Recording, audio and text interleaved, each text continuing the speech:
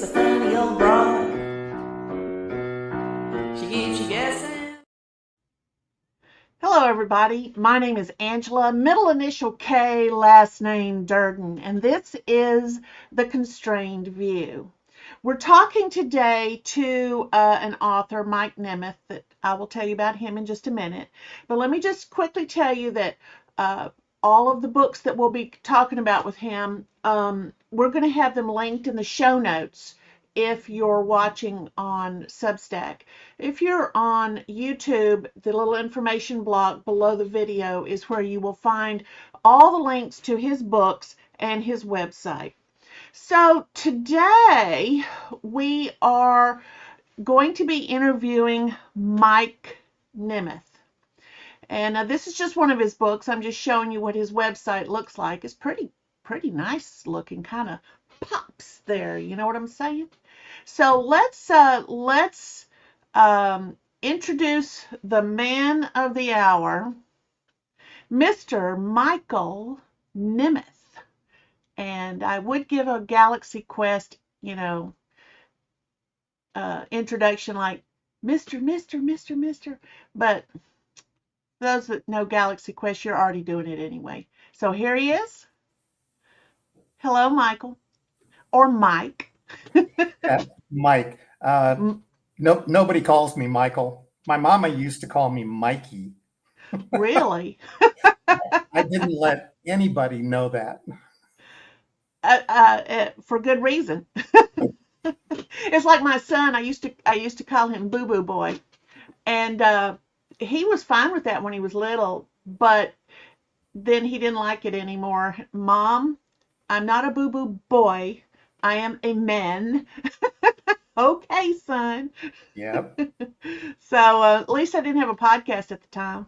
So I could embarrass him. Darn.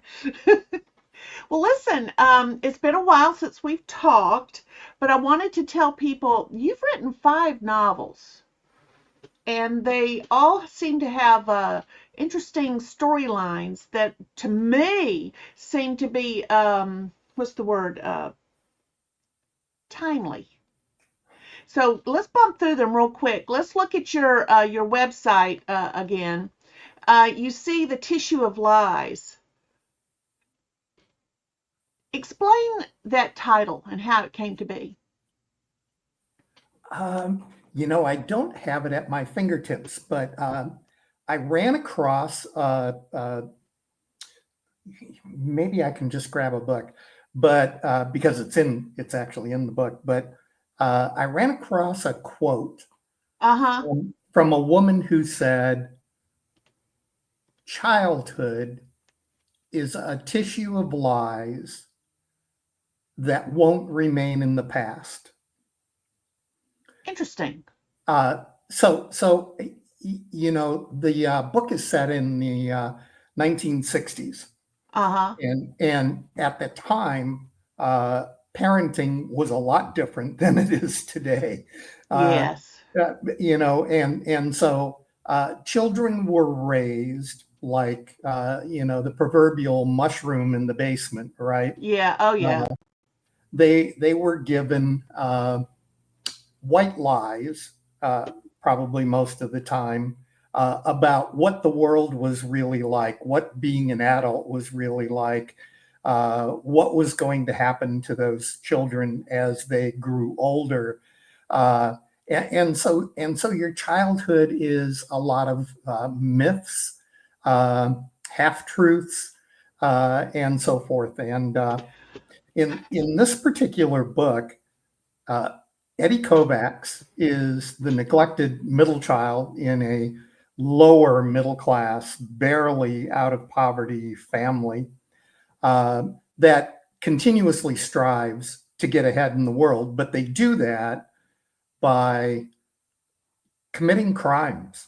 Oh, and now we know where the story's going to go. It's going to be very interesting, to say the least. Well, Eddie sort of learns from his parents that while children are taught to be perfectly rule-following little kids who aren't any trouble, Right. the parents have a whole different way of approaching life, right? Right. Eddie's older. This is one reason I wrote the book. There's another quote that I do know from Catherine Stockett. I don't know if you know. She wrote The Help. Oh, okay. So I admire her, but her quote is that authors should write about what disturbs them, particularly if it bothers no one else. And Well, whoa, that is that's a very interesting quote. And so you read that or heard it, and the idea for this book came in or coalesced? Absolutely, because what was bothering me at the time was all the bad press that my generation, the boomer bit generation, was getting from our younger generations. Ah, And I thought, they don't really don't really know. have an appreciation of what it was like to grow up a boomer. Not only because the parenting was different, and in Eddie's case, very different, but also because it was a time when we had the Vietnam War, we had celebrities and politicians being assassinated. We were under a real threat of nuclear holocaust. We were trained in school to duck and cover, if you remember that. Yeah, I do. I do. And actually, in I think 39 states, homosexuality was actually a crime. Yeah, I remember all of that. Yeah. So it wasn't all that much fun to grow up a boomer, and it really changed how we felt about the world as we grew older. But Totally. in the story, the crux of the story is that Eddie's older brother gets a Vietnam draft notice, but Eddie knows his secret, which is that his older brother is gay. He cannot go into the army. He cannot fight in Vietnam. And Eddie is the only person who can save his brother. Interesting. Well, we won't tell any more about it because we want people to read it. Let me bump through your books right quick, and then we'll.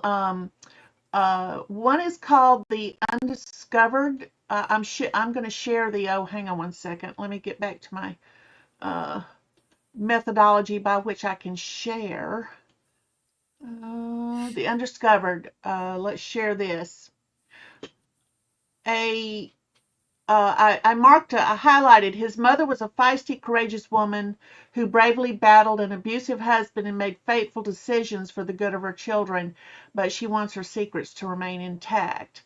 That is, add to stage, there we go. His mother, that's what I had highlighted there.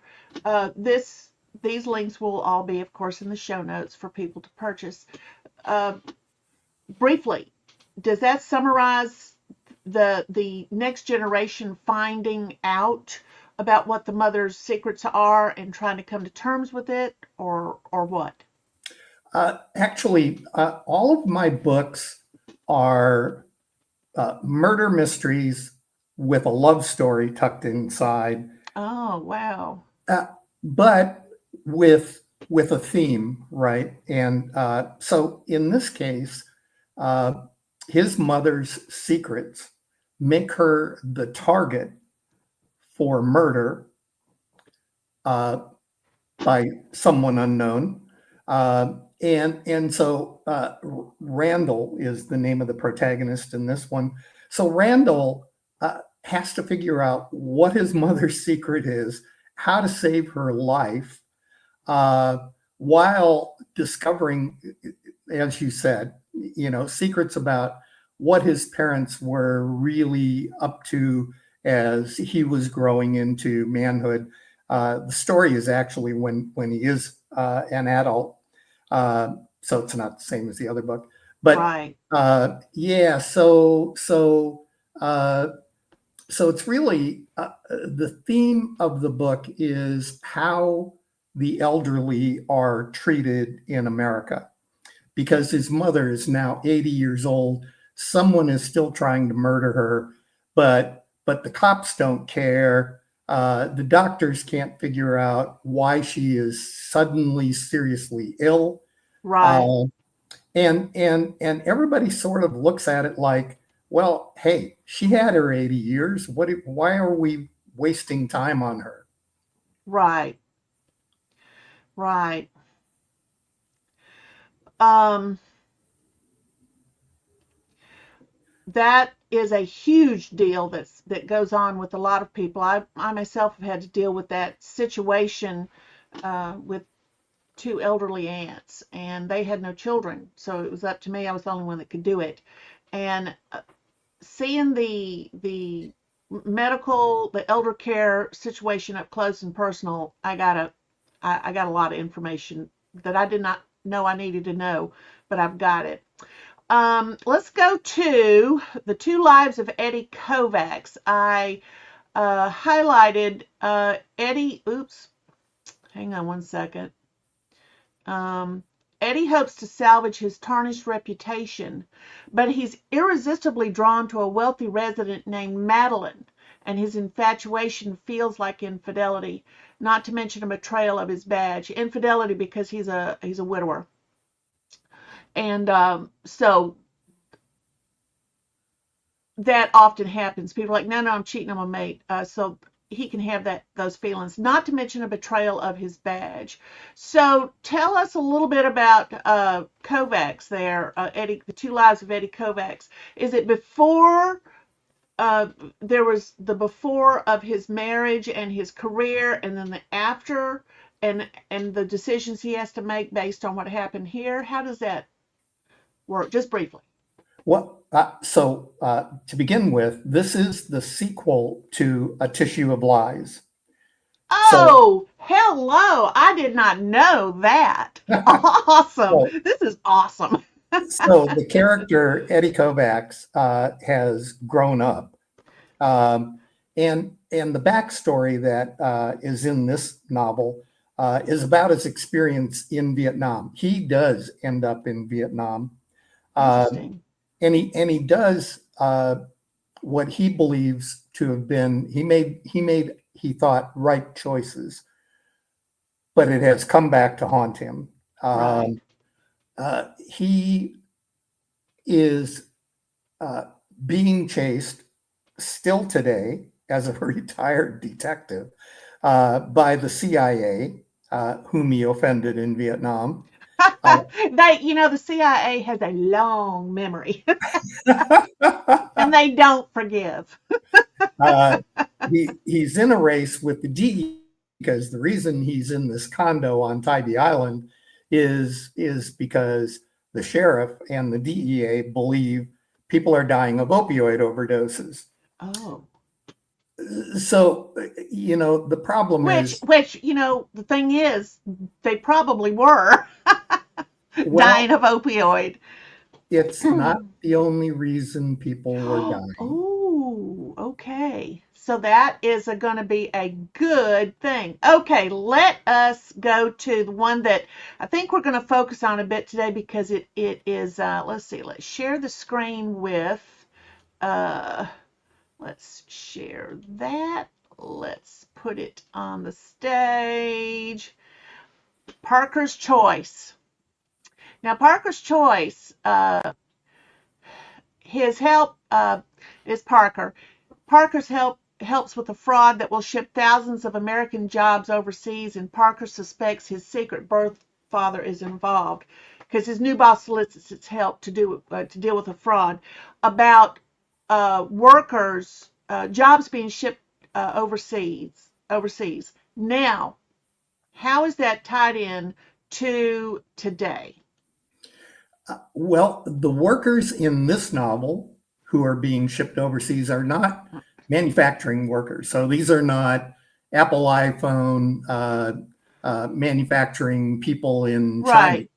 These are white workers. They're what kind?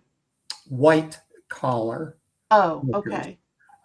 So these are professional people whose jobs are being displaced by automation and technology.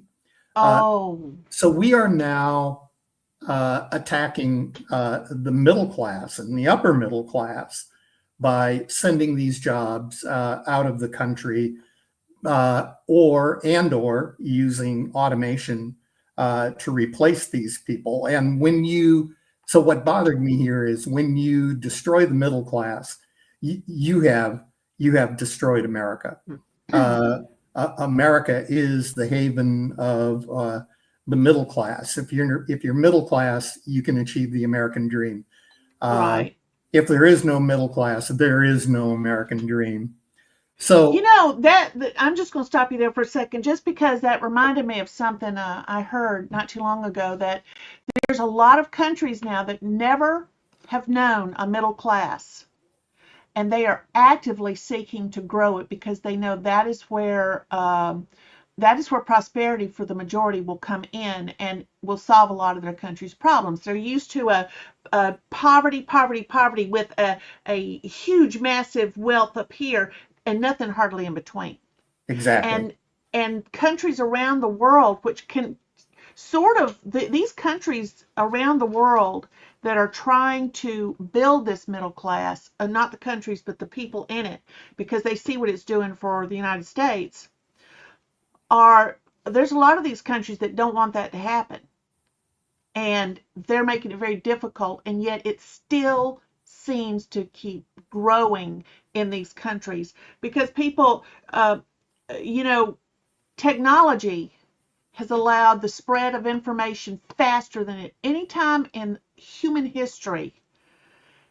So we can know of a tsunami that happens in Japan as it is happening because it's coming through our phones, it's coming through our YouTube, it's coming through our televisions, it's coming through friends, texting friends around the world. You can send video, you can do all of this sort of thing. So that your book is dealing with the destruction of that middle class. Well, that's interesting, and a guy fighting against it based on this particular company. So that was just my thought. Absolutely. I wrote this book. So the technology in the novel is artificial intelligence. What a lot of people don't know is that artificial intelligence is actually not a new thing. We've had artificial intelligence really since the early 90s. But now it's been made available to everybody, not just Yeah. the people who are using that technology in the commercial business world.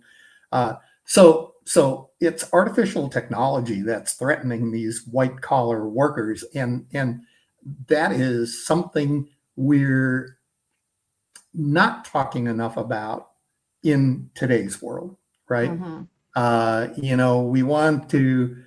We always welcome technological advances. We are the technological advanced people of the entire world. For instance, how many times in your life have you ever needed a buggy whip? And yet there was a time where there was an entire industry built up supplying buggy whips because everybody needed them. And I know that I don't need a buggy whip. Would like to have one every now and then just to, for grins and giggles. I do have a regular whip, but that I found at a yard sale. Awesome thing. But but they looked at me, they said, "Why are you buying this?" I said, "Well, my whole life I've always wanted a whip." Now I said, I don't think it's not long enough you can make it crack. I'd say it's about 6 feet long, but it's not one of those big long ones. But I'm hiding it within my stuff so that when I die and my children go through my stuff, I'm hiding Easter egg surprises for them that they're going to go, "What? Mother!" I think that is all parents' jobs, is to shock their kids out of their silly stupor about who their parents really are. But I see that since the 1800s, early 1800s, with there's been these tranches of technology that has completely gotten rid of something where everybody said the world is ending, and yet new types of jobs that nobody ever thought of were now able to be. So I'm wondering about the artificial intelligence part of this. Yes, it's being misused by the legal lazy lawyers. Really bad.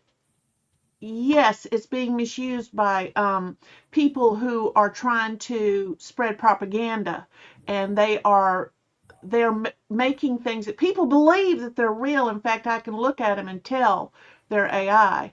So I see AI as a double-edged sword in that we're going to come to a point where maybe we do know new types of jobs will be. Maybe people now with a little bit of time on their hands will start thinking up new things. I mean, that's what's been happening, you know. So go ahead. I'm going to agree with you before I disagree with you.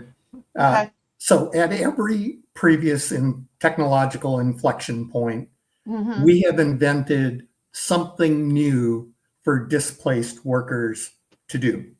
Right.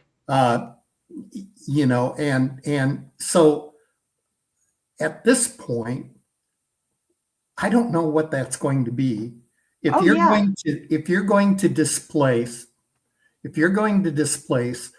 our college educated, middle and upper middle class workers with artificial intelligence, what are we going to do with all those people? And I would feel a whole lot better about that situation if I knew the answer to that. Oh, yeah. I agree with you. It's not a disagreement.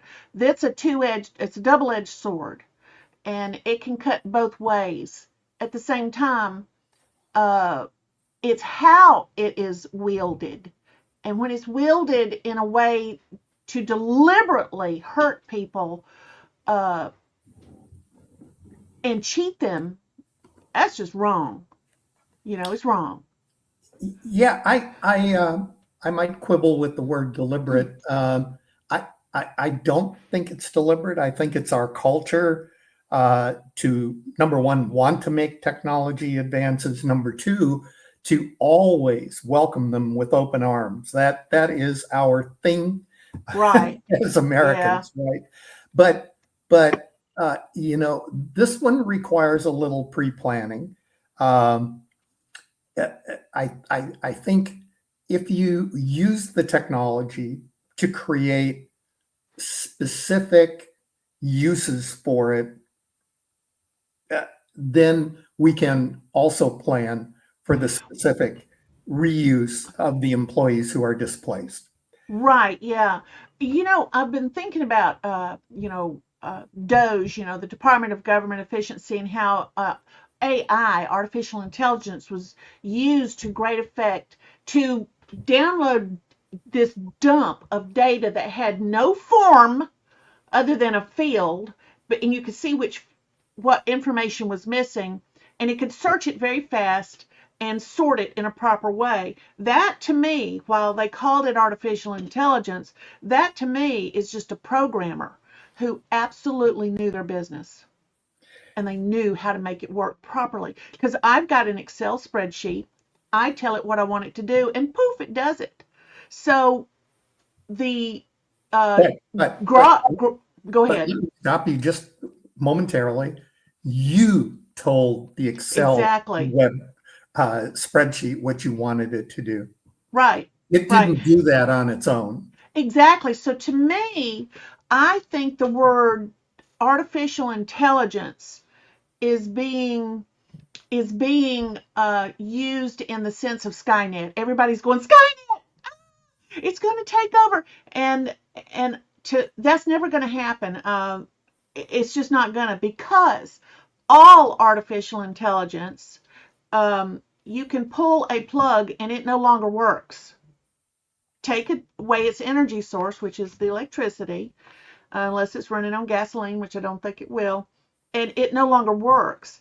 Also, it has to be built and programmed by somebody to do a thing. So it's humans that are doing this now that they have found a way to allow it to go out and look and find. That's simply a programming thing. So I I I, I look at the use of that as of or the use of the term artificial intelligence as something that's going to settle down after a while, and people aren't going to be running around screaming, Skynet's coming, Skynet's coming.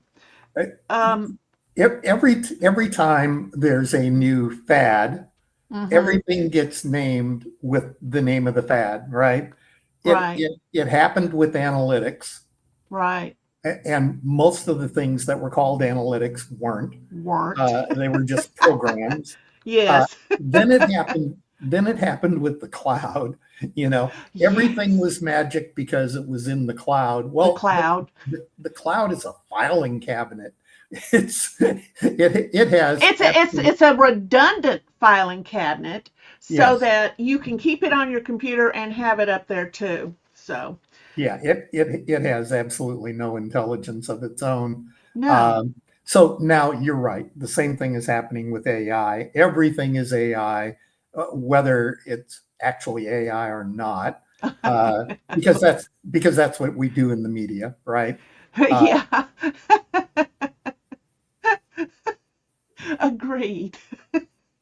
You know, I'm on Substack, and Substack has a way you can go in and tell it to generate an image based upon some keywords you give it. It doesn't work properly. A lot of them don't. Like I used Elon Musk, a phrase, it's something that nobody else would ever have him do, and it was never Elon Musk. It was always some older gentleman, which is hilarious to me. An older gray-haired guy might have a fedora on that looks like Harrison Ford in those movies he did where he was the archaeologist. And I thought, well, where's everybody getting these Elon Musk things where it looks just like him? Well, obviously they're using something stronger than what's on Substack.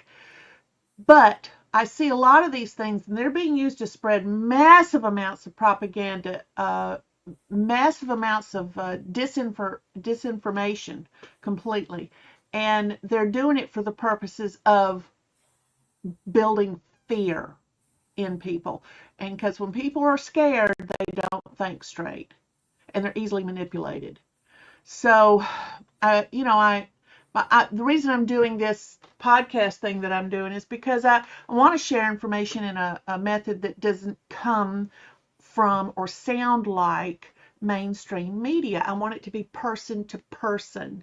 And that's why I like doing these interviews, because I'm hearing stuff from you and you're causing me to think, and hopefully vice versa, but one never knows. I shall not let my ego run amok. So you've got Parker here. Your guy Parker. He seems to, everywhere he goes, something bad is happening that he doesn't even know he's embroiled in until he's shocked. Well, actually, his backstory is that he took the blame for a crime his wife committed, Oh, and went to prison. And when I say took the blame, one of the themes here is that the justice system actually gets it wrong an awful high percentage of the time. We hide that, but it's really true. And so Parker was a victim. He gets out of prison to find that his alcoholic wife has fallen off the wagon, no longer wants to be married to him. Then his boss wants him to commit fraud to enable this movement of American jobs. And then his worst enemy dies in his backyard, and the police naturally think the ex-con did it. So Parker has problems. oh, man. Yeah, he does. But I won't give away the end. I'll just say it's worth your read.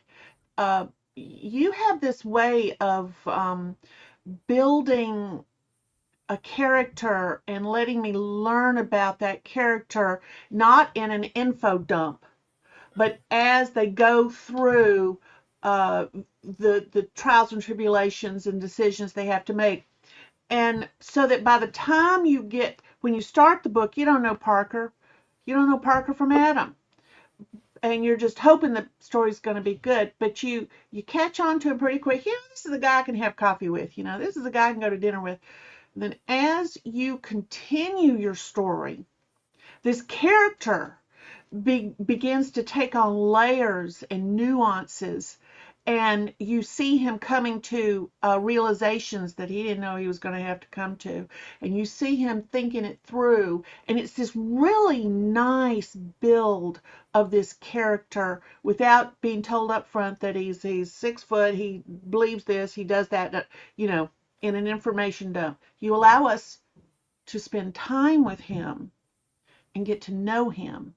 And that, I will say, is what I really enjoyed about the book, was this slow unveiling of a man in various situations that he has to handle.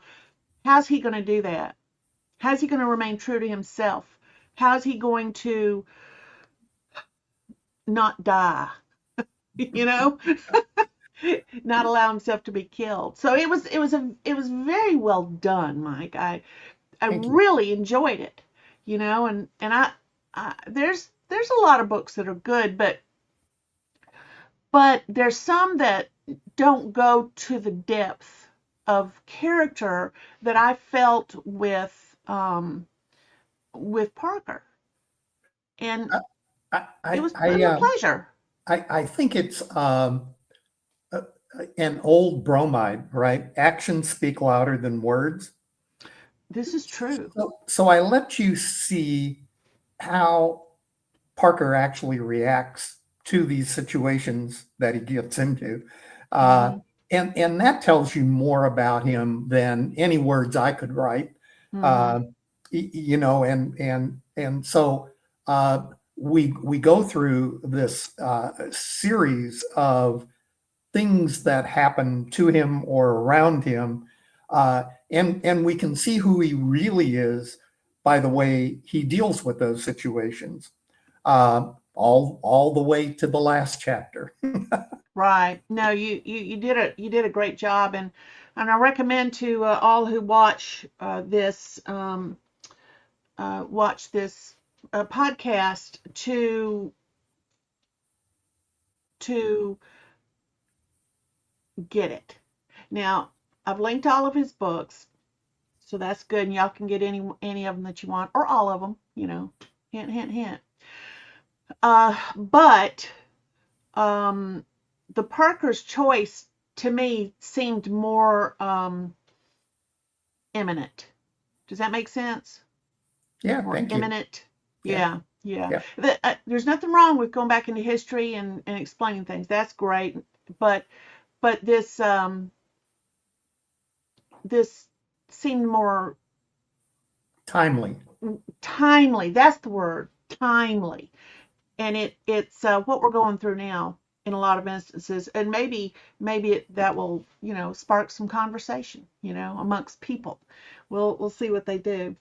So everybody, we are coming to the end of our interview here, and I want to thank Mike Nemeth, bad, never Mikey, never Michael, always Mike Nemeth, and we will see you guys at a later time. Mike, if you'll just hold on so I can do my outro, I'll be right back with you, okay? Hang Wonderful. tight. Thank you for having me, Angela. Oh, it's been great. I love talking with you. So just hang on. Well, everybody, feed the algorithm. And how you do that is you click like, subscribe, you share, and do all this sort of thing. And the algorithm is what helps the various platforms such as Substack and YouTube to be able to say, people are interested in this, and they will then suggest it a little more. So that's all good. So we love to feed the algorithm. Algorithm is just what it is, an algorithm. It is not artificial intelligence. Well, everybody, let us say goodbye and thanks again for this wonderful episode. And we'll see you on the flip side. She treats you right.